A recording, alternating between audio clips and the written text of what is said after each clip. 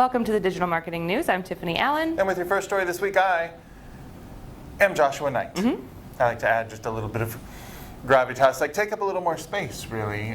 Speaking of things that are going to take up less space soon, Facebook is changing their mobile newsfeed ads. Hooray! So potentially a big deal for marketers. This is going to, in a positive way, let's say it's going to challenge our creativity and encourage us to be more economical with the words that we use, because ads used to show up to 7 lines of text in feed. However, Facebook is like 7 lines of text, no one can live at that speed, so now they're only going to show 3. Yeah. So less than half, cutting it down. Users can click through to show more. It's not clear right now whether that's going to count as an engagement or not for purposes of charging you money, but that's a possibility.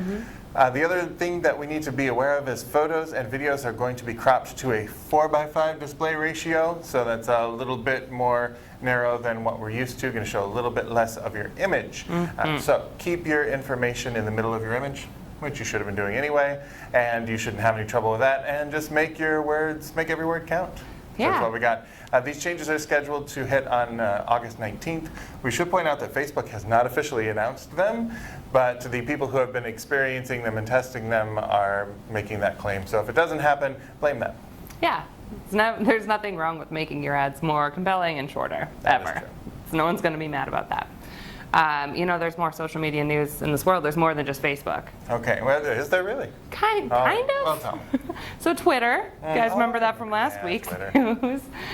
So they're redesigning their UI. Boy, or are they did. Yeah, so if you logged into Twitter at any point this week, you were probably like, where's all my stuff? It's on the left. So basically is what happened. So they have more white space now, less gray on their feed. The shortcuts are now on the left side of your screen instead of the top. Your compose a tweet is still kind of in the same area, which thank goodness for that. And the Explore tab will now include different kinds of content. So before it was like hashtags you follow, stuff you might like, and now it might be live video, personalized local content. So there could be a way to optimize. Could be a way for marketers to get a little more attention in that tab, sure. For sure, for sure. So, you know, optimizing for Twitter, including relevant hashtags, all of that good stuff is still going to be important, but is this going to make Twitter more relevant? Is this going to upset the internet gods and make everyone angry? It already has a little. So keep an eye on it. Maybe it'll change, maybe it won't, but I encourage you to log in and get to know where everything is, so the next time you open it, you're not lost. Right, and if you're on mobile, then you won't notice a difference. Nope. So this is trying to regain a little more of the desktop market by, making it look like it was designed by cranky toddlers, frankly. Fair enough. But like any UI change, it's going to look horrible until we're totally used to it, and then they'll change it again. So the faster we can do that process, the better. Sure. You know what is another good way, though, to get people to look at your stuff? Tell me. Besides being on the new Twitter? Sure. Influencer marketing is a thing, turns out.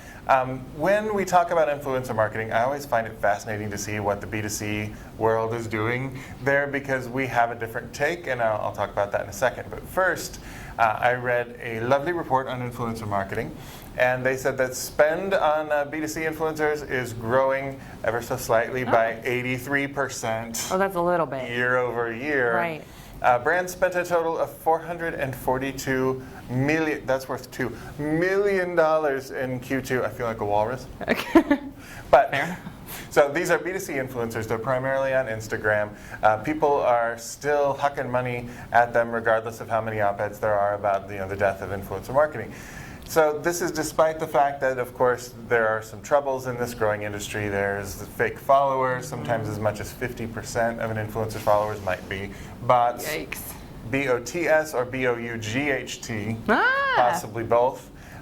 There's also some trouble with clearly labeling content, so people know that it is sponsored, and of course difficulty measuring ROI for marketers.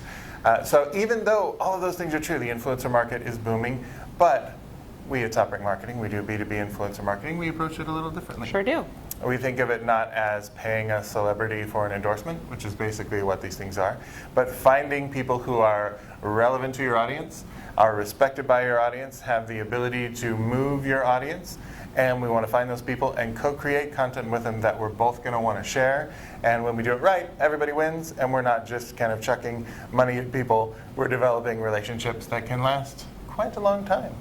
For, if it's helpful, you can chuck money at me Okay. if you want. Just throwing that out there. Always open to that.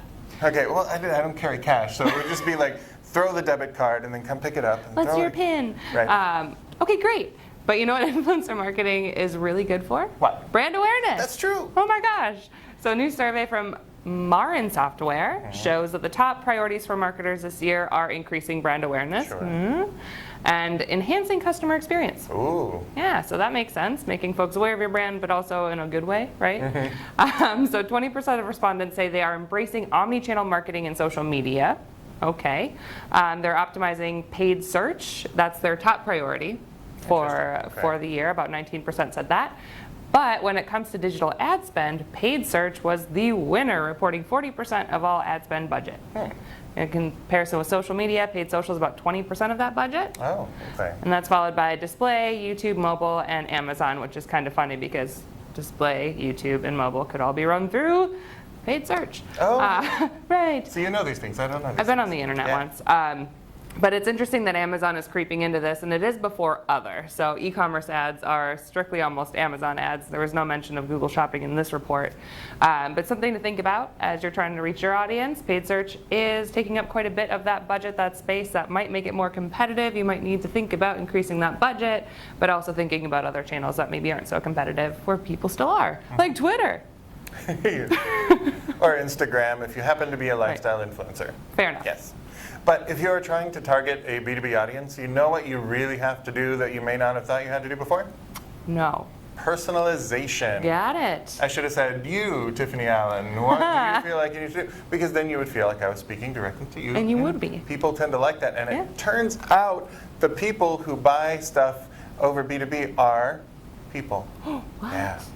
Did I blow your mind there? Sorry. Yeah. Knowledge bomb for all y'all. But there was a recent survey of over 1,000 B2B procurement and purchasing leaders. This was conducted by Hanover Research and folks called Pros.